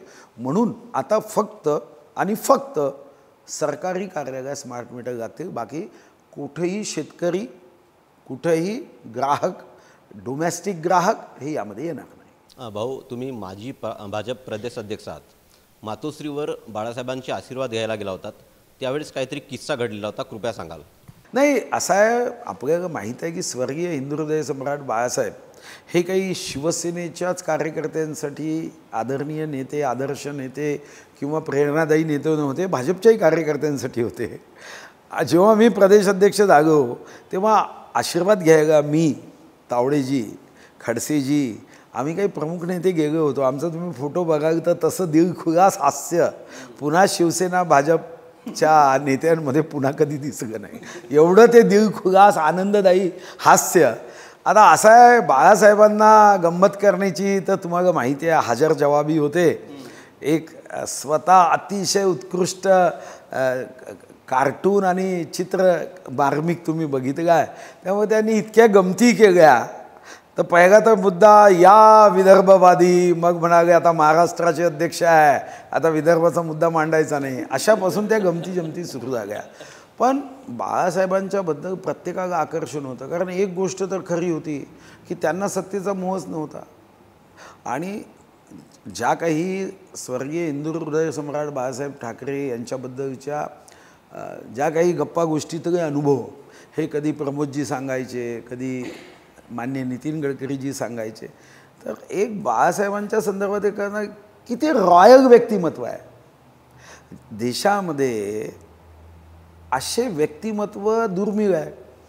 म्हणजे जर आपण बघितलं तर सत्तेपासून दूर असणारं, ज्यांना तर कधीही प्रधानमंत्री होता आलं असतं, पण माननीय महात्मा गांधीजी, मग आपण बघितलं जयप्रकाश नारायणजी, संघाचे सर्व प्रमुख, संघ स्वयंसेवक, आणि मग आम्ही बघायचो बाळासाहेबांना.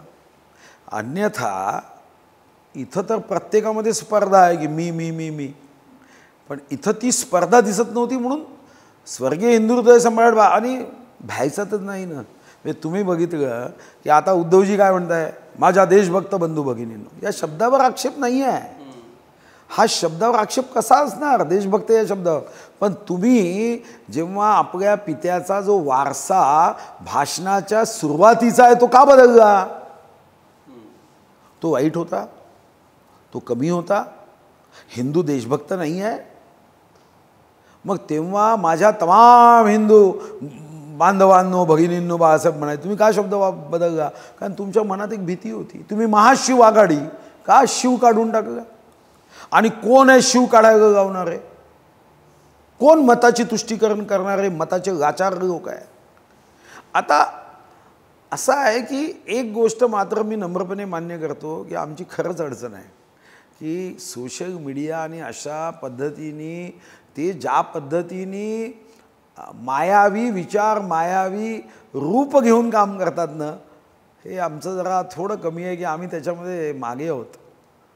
कधी कधी मनाला वाटते मागे असणंही चांगलंच आहे, कारण हे काही दीर्घकाळ टिकणारं नाही आहे. एक दिवस माहीत होईलच, आणि जेव्हा माहीत होईल तेव्हा हे नष्टही होईल. मायावी रूप घेऊन साधूचं रावणही आगा, मा सीतेचं हरण केलं, पण नंतर अंत काय झाला? तात्पुरता फायदा झाला, अंत काय झाला? म्हणजे जर रावण आणि प्रभू रामामध्ये फरक काय होता, तर रावण तर ज्ञानी होता, पण त्याला ज्ञानाचा अहंकार होता, आणि प्रभू रामाला अहंकार या शब्दाचं ज्ञान होतं. हा त्याच्यातला फरक आहे. तेच आमच्या महाविकास आघाडी आणि महायुतीमध्ये आहे. तुम्ही तो संविधानाचा मुद्दा म्हणजे विरोधकांनी तुम्ही म्हटलं की तो नरेटिव्ह सेट केला की संविधान जे बदलणार नाहीच आहेत, हे मोदी पण सांगत होते, पण तरी पण संविधान बदलणार संविधान असा तो प्रचार केला, त्याला काउंटर करण्यात तुम्ही कमी पडलात. तर ही 2014मध्ये जी मोदींनी स्ट्रॅटेजी वापरली ती सोशल मीडियाचा प्रभावी वापर, तेच त्यांनी केलं का? कारण की त्यावेळेला एक असं सांगण्यात आलं होतं की काळा पैसा परदेशामध्ये इतका आहे की तो भारतात आला तर प्रत्येकाच्या खात्यात 15 लाख जमा होतील. ते काही जमा झालेच नाहीत. तसंच संविधानाचं होतं, बदलणार नाहीच होतं, तरी पण बोलायचं आपलं असं आहे. मला वाटतं की तुम्ही एक जागरूक पत्रकार आहे. ते 15 लाख अकाउंटमध्ये तुम्हाला देतो असं कधीच म्हणाल नाही, एकही व्हिडिओ नाही आहे, ठीक आहे. पण पुन्हा तेच झालं परसेप्शन. जसं आमच्या वर्गात एक 5व्या वर्गात एक मुलगा होता आणि अचानकपणे त्याचा हाड मोडलं, तर आयुष्यभरासाठी त्याचा पाय दुरुस्त झाला, बँडेजही झालं, पण त्याचं नाव जे गंगड्या पडलं तर ते गंगड्याच राहिलं. तर कधी कधी एखाद्या मुद्द्याचं तसं होतं. तेव्हा मोदीजी असं म्हणाले की स्विस बँकेमध्ये जो पैसा आहे तो आणण्यासाठी प्रामाणिकपणे आम्ही प्रयत्न केला पाहिजे. तो जर पैसा आणला तर इतका मोठा पैसा असण्याची शक्यता आहे की अशा पद्धतीने एकेका व्यक्तीच्या हिस्स्याला देशहितासाठी हे पैसे म्हणजे ते काय त्या व्यक्तीच्या अकाउंटमध्ये टाकताच येत नाही. आणि त्या दृष्टीने मग खूप कायदेही बदलले. तुम्ही बघितलं असेल मागच्या 10 वर्षामध्ये या देशाचा जो गौरव वाढला, आणि तुम्ही तो अनुभवता की नाही मला माहीत नाही, पण तुम्ही बघितलं कॅनडाचे प्राईम मिनिस्टर काय म्हणत होते की जे आमच्या भारत विरोधी जो व्यक्ती होता तो कधी संपला त्यालाच पता लागला नाही. तुम्ही युक्रेन रशियाच्या युद्धामध्ये बघितलं असेल, पाकिस्तानी विद्यार्थी हे हातात तिरंगा ध्वज घेतल्यावर सुरक्षित त्यांना वाटायचं आणि तिरंगा ध्वज घेऊन ते सुरक्षित बाहेर पडायचे. युक्रेन सीज फायर करायचं, रशियाची आर्मी सीज फायर करायचं. हा आमच्या तिरंग्याचा सन्मान वाढला. आम्ही 5व्या क्रमांकाच्या इकॉनॉमीमध्ये आलो. तर अनेक घटना झाल्या. आता या घटनांनंतर जर मी सांगायला सुरुवात केली, कारण हे मंच नाही आहे, खूप कामं मोदीजींनी केली. आणि हे करत असताना मोदीजीवर अतिशय निम्न शब्दामध्ये तुम्ही वापर केला. असं देशात पहिल्यांदा घडत होतं की काँग्रेसचं एवढं सर्वसमावेशक पक्ष म्हटलं जायचा काँग्रेसला. तुम्ही आजही घटना समितीची डिबेट वाचा. आजही गिब्बन नावाचा जो व्यक्ती ख्रिश्चन समाजाचं प्रतिनिधित्व करायचा, तो पुरुषोत्तमदास टंडनवर काय बोलायचा हे तुम्ही त्या वाचा, म्हणजे तुमच्या लक्षात येईल की काँग्रेस एक सर्वसमावेशक मानला जायचा. तीच काँग्रेस आता येऊन असं म्हणत आहे पत्रकार परिषदेमध्ये की तुमची जाती सांगा. किती अधपतन आहे. किती अधःपतन आहे.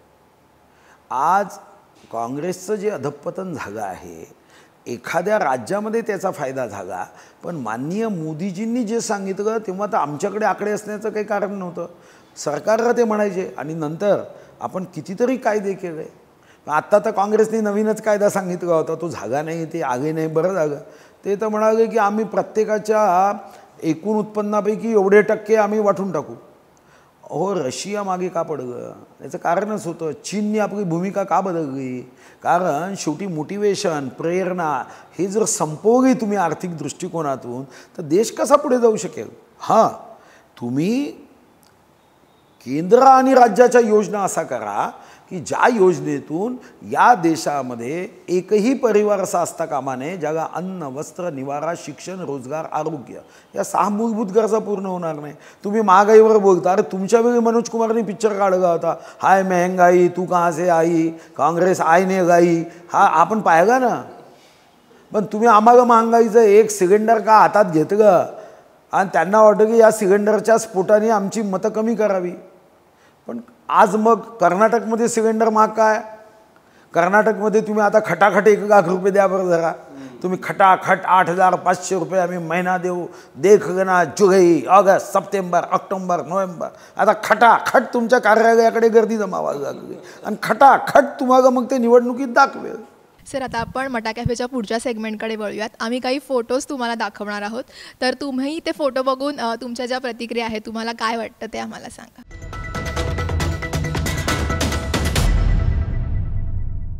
पहिला फोटो आहे हा, वाह, बाळासाहेब हा तर ठाकरे. एका ऊर्जा केंद्रासोबत माझ्यासारखा एक बल्ब तिथं उभा आहे.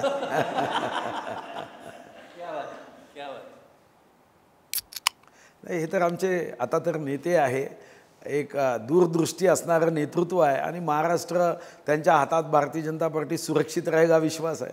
तिसरा फोटो नितीन गडकरींबद्दल तर मग शब्द अपुरे पडतील, कारण आज जे जिथं कुठं मी आहे त्याच्यामध्ये गडकरींचं योगदान, मार्गदर्शन हे माझ्याचं आहे. मी नेहमी म्हणतो की पाण्याला हात लावला तर जागतिक स्तरावरचं फाउंटन तयार होतं, पहाडाला हात लावला तर टनेल तयार होतं, मातीला हात लावला तर एक्सप्रेस समृद्धीसारखे महामार्ग तयार होतात आणि कार्यकर्त्याला हात लावला की नेता तयार होतो. आता आमच्या या प्रतिभाताई आहे ना, फक्त आत्ता शुभेच्छा बघू पुढे.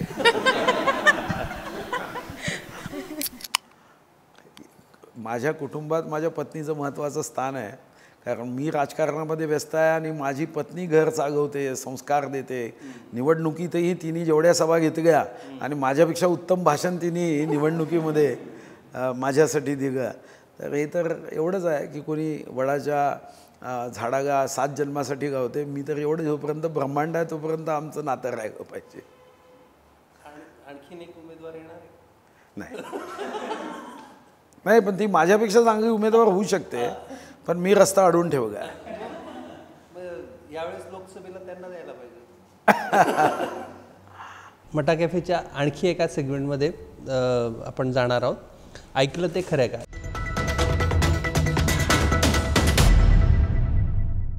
काही गोष्टी आपल्या कानावर येतात, पत्रकार म्हणून आम्हाला काही समजतात, ऑफ द रेकॉर्ड अशा.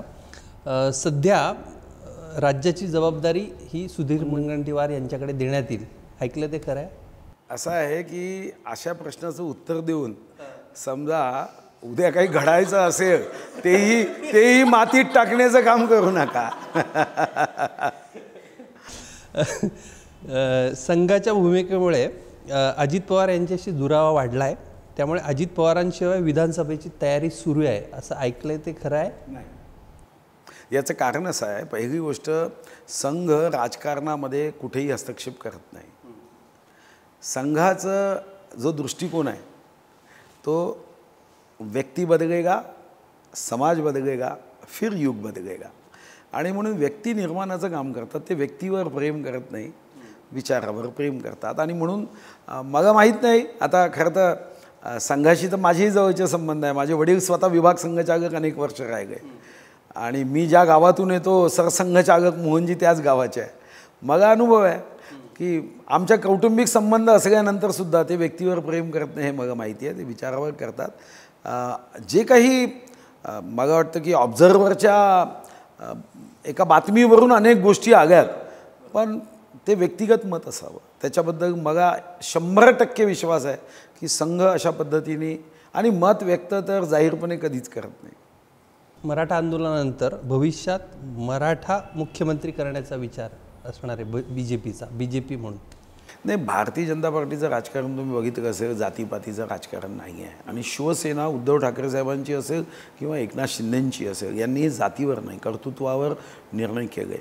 आणि मग जातीवर राजकारण केल्याने फायदा झाला असता तर 7-8 मुख्यमंत्री मराठा समाजाचेच होते. मग आज आरक्षणाचा विषय का राहिला? म्हणून भारतीय जनता पार्टी जातीवर राजकारण करत नाही. आणि मग हेच राजकारण करायचं असेल तर मग पहिला झटका तर काँग्रेसला पडायला पाहिजे. कारण काँग्रेसचा नेता शुद्ध ब्राह्मण आहे. ते म्हणतात की माझं दत्तात्रय गोत्र आहे, मैं जनुयेधारी ब्राह्मण हूँ. मग त्यांना जात पाहत नाही ना, आमच्यात तर लोक जात का पाहतात? तर मला वाटतं की जातीचं राजकारण हे आमच्यामध्ये असण्याचं कारण नाही. कारण मग काँग्रेसमध्ये तर तुम्ही बघितलं असेल रॉबर्ट वाड्रा, सोनियाजी आणि राहुल गांधींनी तर मंदिरात काय धोतर घालून जातात, ते सुद्धा फॅशनचा एक नवीन प्रकार होईल असं धोतर असतं. आणि ते शुद्ध ब्राह्मण म्हणून सांगतात. मग काही परिणाम झाला का काँग्रेसवर? तर मला व्यक्तिगत रीतीने वाटते की हे आपल्याला वाटतं जाती काही परिणाम करतात हे खरं आहे, पण याचा परिणाम एवढा आपण बहु करण्याचं कारण नाही आहे की फक्त हे एकच गोष्टी त्रिकालबाधित सत्य आहे. अन्यथा काय होईल? मग बाकी जातींनी कोणाकडे पाहायचं? तो प्रश्न निर्माण होणार नाही की तुम्ही महाराष्ट्रात शेवटी 18 पगड जाती आहे. 18 पगड जातीमध्ये जर तुम्ही असं म्हणतो की मग राजकारणामध्ये एकच जात फक्त टिकावी, बाकी सर्व संपाव्या, असं कधी होणार नाही. लोकसभेत सर्वेक्षणानुसार आपण उमेदवारी ठरवली. यावेळेस विधानसभेत सर्वेक्षण बाजूला ठेवणार, त्याच्या मेरिटवरच उमेदवारी डिक्लेअर करणार असं समजतंय. ऐकले तर खरं आहे? नाही, सर्वेक्षण होईल, पण एक गोष्ट मी तुम्हाला नक्की सांगतो, मीही प्रदेश अध्यक्ष होतो. सर्वेक्षण हे अंतिम कसं राहील? सर्वेक्षण याचा अर्थ असा आहे, एक 100 मार्कापैकी 10 मार्काचा तो प्रश्न आहे. तुम्हाला कार्यकर्त्यांचं मत ऐकावं लागतं, जनतेचं मत ऐकावं लागतं. मला अजूनही आठवतं की मी अध्यक्ष झाल्यानंतर एक निवडणूक आली, तेव्हा आमचे आदरणीय नेते अडवाणींनी सांगितलं की देखो सुधीर जी, उम्मीदवारी देते समय कार्यकर्ताओं का तो सुनना चाहिए, काम करने वाले वो लोग हैं. मगर कभी भी ध्यान रखना कि ज़्यादा गुण जनता के हृदय की आवाज़ सुनकर देना. अनेकदा काय होतं की कार्यकर्ते एखाद्या व्यक्तीबद्दल प्रेम यासाठी करतात की तो संघटनेमध्ये उत्तम काम करतो, पण इलेक्टिव्ह मेरिट आहे का, तर ते कधी कधी कमी असतं. म्हणून मी जसं म्हटलं की 100 मार्काचा उमेदवारी ठरवताना जर 100 मार्क गृहीत धरले तर सर्वे 10 मार्काचा आहे. कारण सर्वे हे जर 100% परफेक्ट असेल तर मी तर एवढंच सांगेल की निवडणूक आयोग एका लोकसभेच्या मागे निवडणूक घेताना 25 कोटी रुपयाच्या आसपास कमीत कमी खर्च, कुठं तर 30-35 कोटी होतो. मग याच्यापेक्षा तर 1-1 कोटी रुपये देऊन सर्वे केलं, उमेदवार घोषित केलं, ते सोपी आहे. अधिवेशन आहे, अधिवेशनानंतर महायुती गळतीचं प्रमाण गळतीचं प्रमाण मोठं असण्याची शक्यता आहे असं विरोधक म्हणत आहे. एक कविता होती लहानपणी, गणपतवाणी बिडी पितांना चावायचा असं नुसतीचं काडी, मना असीचा न म्हणायचा की या जागेवर बांधीन माडी. जेव्हापासून यांचं सरकार आलं होतं ना, तेव्हापासून कितीदा म्हणाले तुम्ही, कधीतरी तुमचे वर्तमानपत्र एखादा सुट्टी पगारी सुट्टी देऊन त्याला जुने वर्तमानपत्र काढायला बा 5 वर्षाचे, कितीदा सांगितलं भाजपचे एवढे आमदार फुटतील, हे फुटतील, ते फुटतील. मी तुम्हाला खरं सांगतो, महाविकास आघाडीमध्ये महायुतीचा कोणीही आमदार कदापि जाणार नाही. ते स्वतःचं हसं का करून घेतात हे आश्चर्यजनक आहे. म्हणजे एकीकडे म्हणायचं भाजप पक्ष फोडते आणि दुसरीकडे बातमी देताना असं म्हणायचं की आता आम्ही यांचे लोक फोडणार आहोत. असं हे जे विरोधाभासी आहे ना, हे केमिस्ट्रीच्या प्रश्नाला फिजिक्सचं उत्तर हे फक्त हेच देऊ शकतात. सुधीरभाऊ, रॅपिड फायर राऊंड आहे, 2 पर्याय देतो, त्यातला एक निवडायचा आहे, किंबहुना एकच निवडायचं आहे.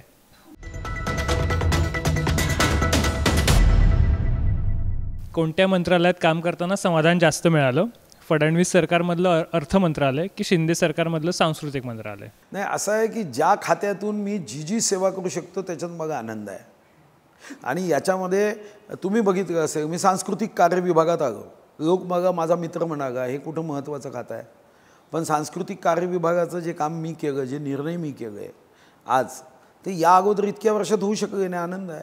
मी 33 कोटी झाडं गावली, लोकांनी गंमत उडवली, काही लोकांनी टीका केली, ज्यांना काही समजत नाही, जे बुद्धी घाण ठेवतात ते म्हणाले की हे झाडं आम्ही गावले. आम्ही नाही गावले, आम्ही लोकांना प्रवृत्त केलं. आज आनंदवनात जा, आज तिथं किती सुंदर अटल आनंद घनवनं आमटेंनी उभं केलं. ते त्या 33 कोटीचंच पार्ट आहे. कितीतरी विभागांनी उभं केलं. 33 कोटी वन विभाग झाडं गावणार नव्हते. मग त्याच्यात तुम्ही सांगितलं चौकशा करा. मी तर म्हणतो 5 जज नियुक्त करा, कारण मला माहीत होतं की याच्यामध्ये आज शेवटी खरं झालं. उद्धवजींचं सरकार असतानाच फॉरेस्ट सर्वे ऑफ इंडियाचा रिपोर्ट आला की 2550 स्क्वेअर किलोमीटरनी ग्रीन कव्हर वाढलं. देशातलं हे महाराष्ट्र हे राज्य होतं की वनेतर जागेमध्ये वाढलं.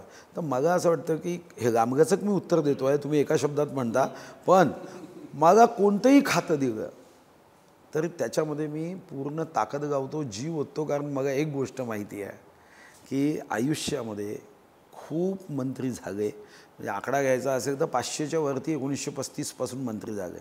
थोडा परफेक्ट आकडा मी देऊ शकलो असतो, पण तो कागद मी आणला नाही. 500च्या वरती. आज जर मी तुम्हाला म्हणतो की तुम्ही मला 50 मंत्र्यांची नावं सांगा, मी तुम्हाला लिहून देतो की तुम्ही नावं नाही सांगू शकणार. माझा प्रयत्न एवढाच आहे की जेव्हा कोणी प्रतापगडावर जाईल तेव्हा अफजल खानाच्या कबरीचं अतिक्रमण कोणी हटवलं, माझं नाव आलं पाहिजे. रायगडावर जेव्हा जाईल तेव्हा चांदीच्या पालखीमध्ये छत्रपती शिवाजी महाराजांचा राज्याभिषेक साजरा होतो, ती 68 किलो चांदीची पालखी कोणी दिली तर ती माझं नाव आलं पाहिजे. जेव्हा तुम्ही प्रतापगडच्या भवानी मातेच्या मंदिरात जाल आणि छत्रपती शिवाजी महाराजांचा राज्याभिषेक होण्याच्या अगोदर ब्राह्मणांनी सांगितलं की या राज्याभिषेकाच्या अगोदरचे हे 41 दिवसाचे कार्यक्रम आहे. पहिला दिवस माता भवानीचं दर्शन घ्या. छत्रपती शिवाजी महाराज गेले, रत्नजडीत छत्र चढवलं आणि ते छत्र नंतर आक्रमणकार्यांनी तोडताड करून घेऊन गेले. त्याच्यानंतर छत्र चढवण्याची सौभाग्य मला प्राप्त झालं. हे माझ्या आयुष्यभर आठवणीत राहील. कोणी श्रीशैलमला गेले आणि छत्रपती शिवाजी महाराजांचं मंदिर पाहिलं, ते मंदिर बघितल्यावर कोणीतरी म्हणेल अरे हे मंदिर कोणी बांधलं? महाराष्ट्र सरकारने बांधलं. कोण होता मंत्री? माझं नाव होईल. ज्या आग्र्याच्या दरबारामध्ये जिथं छत्रपती शिवाजी महाराजांना शेवटच्या रांगेत उभं केलं आणि छत्रपती शिवाजी महाराजांनी 1000 वाघाचा आवाज काढला की दरबार तेरा है पण आवाज मेरा है, आणि तेव्हा त्या दरबारात जय भवानी जय शिवाजीचा जयघोष करतो, तेव्हा बघा आनंद होईल. आता वाघनक जेव्हा येईल तेव्हा पुन्हा कधी वेगळा जाईल की वाघनक कोणी आणलंय, तेव्हा मी सांस्कृतिक कार्यमंत्री म्हणून मी आणलंय. आज आम्ही पाकिस्तानच्या सीमेवर छत्रपती शिवाजी महाराजांचा स्टॅच्यू आम्ही पुणेकरी या संस्थेसोबत बसवला आणि आत्ता जर 19 फरवरीचा तो कार्यक्रम बघितला असेल तर काय सुंदर बर्फ पडत होता आणि आमचे आर्मीचे जवान तिथं छत्रपती शिवाजी महाराजांची जयंती साजरी करत होते. मी आत्ता जेव्हा श्रीनगर गेलो तेव्हा मग ते आर्मीचे जवान म्हणाले साहेब तुम्ही इकडे एकदा येऊन बघा, आम्ही ज्या दिवशी शिवजयंती साजरी केली तेव्हा मुख्यमंत्री आणि तुमची आम्ही खूप मनापासून आठवण केली. याच्यापेक्षा मोठं असूच शकत नाही. एक दिवस जायचं आहे, कोणीही थांबणार नाही, कोणीही चिरंजीव नाही. फक्त एवढंच आहे, 1 किंवा 2 पदचिन्ह तरी सोडून गेलं पाहिजे.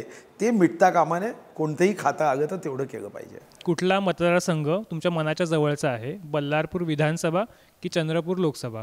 नाही, असं आहे, बल्लारपूर विधानसभा तर माझ्या जवळची असणारच आहे, कारण त्या मतदारसंघाचं मी प्रतिनिधित्वच करतो. आणि लोकसभा जवळची जास्त वाटली असती जर मी जिंकलो असतो. नाही नाही, आता लोकसभेच्या अगं 2 लोकसभा मी अगोदर कॉलेज शिकत असताना लढवल्या, 89-91.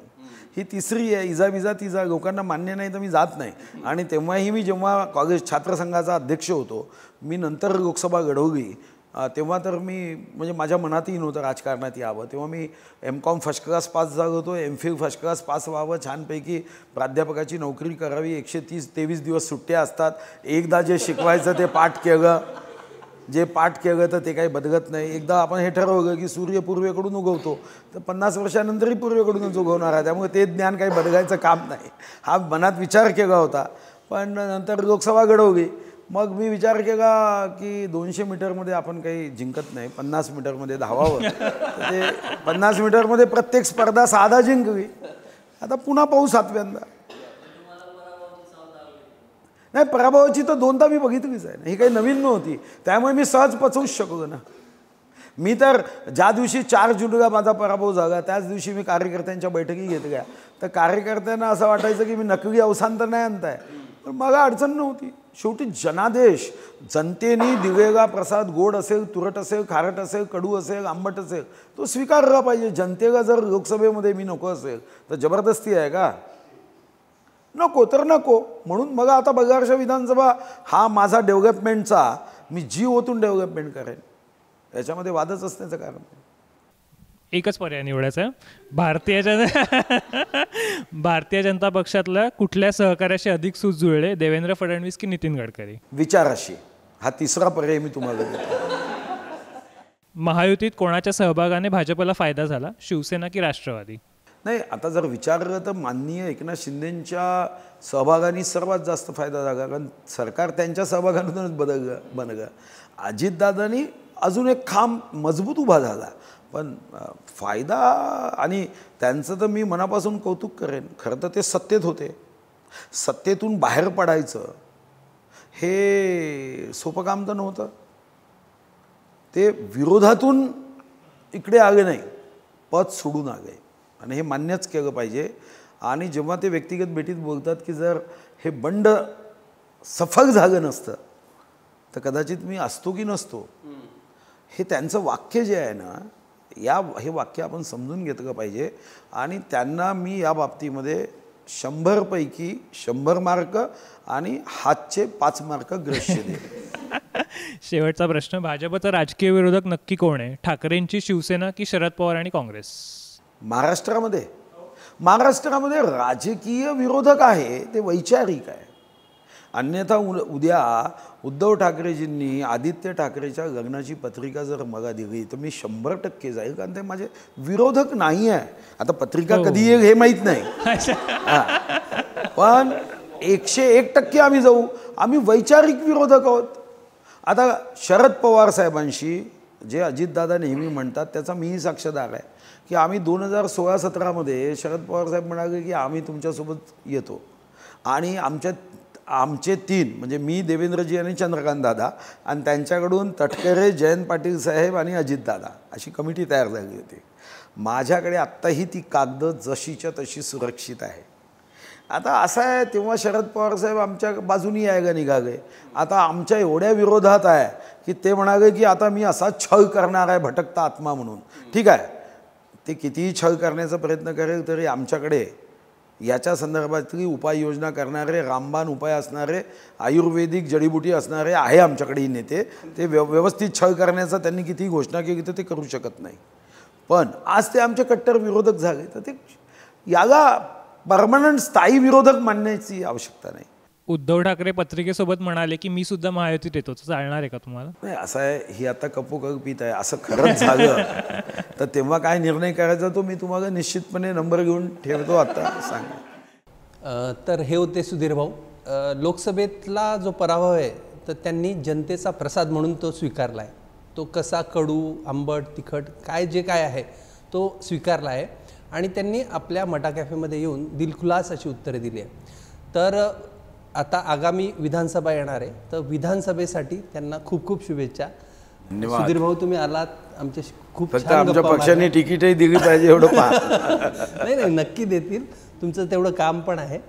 तर तुम्हाला पुढच्या विधानसभेसाठी शुभेच्छा, आणि तुमच्या सगळ्या मनातल्या कामना पूर्ण हो ही सदिच्छा. खूप धन्यवाद. धन्यवाद. महाराष्ट्र टाइम्सची सदिच्छा ही महाराष्ट्राच्या जनतेची सदिच्छा असेल असं समजेल. थँक्यू.